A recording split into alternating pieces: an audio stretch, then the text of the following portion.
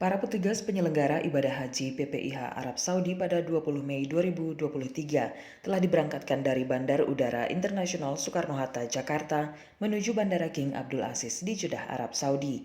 Sebanyak 489 petugas yang terdiri atas 248 petugas daerah kerja Madinah dan 100 petugas daerah kerja bandara dan 129 tenaga kesehatan kemudian melakukan umroh wajib selama di Mekah.